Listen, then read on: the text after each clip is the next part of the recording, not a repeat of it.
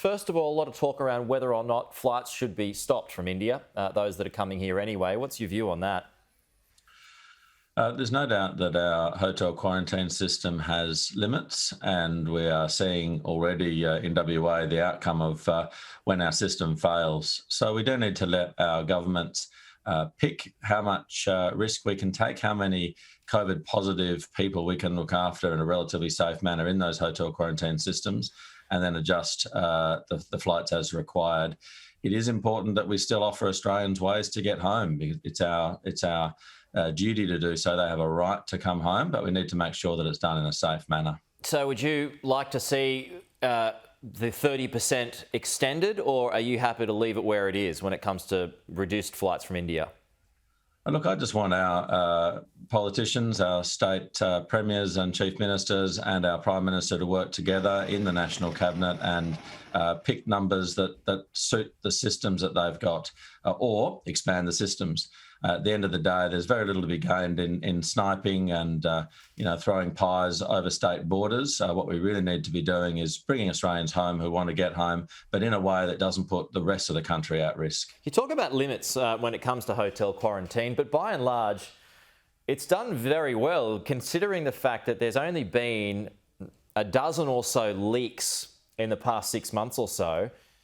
And when you stack that up with the hundreds of thousands of passengers who've come home, that's not bad. That's less than 1%.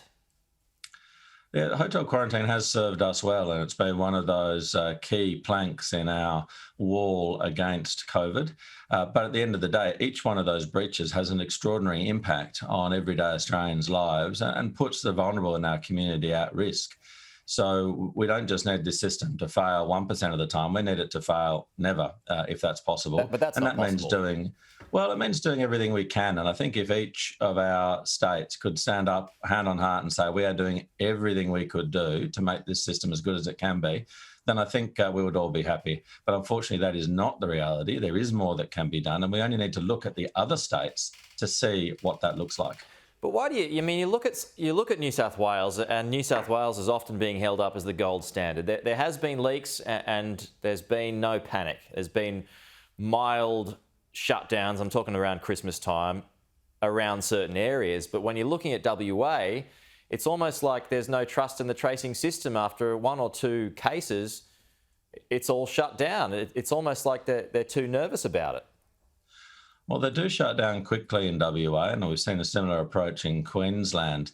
But then you have to admit that it's pretty quickly back to normal, quite in contrast to what's happened in New South Wales.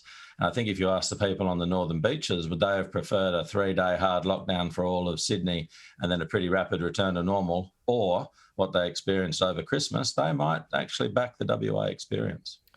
What can we provide? What would you like to see provided to India?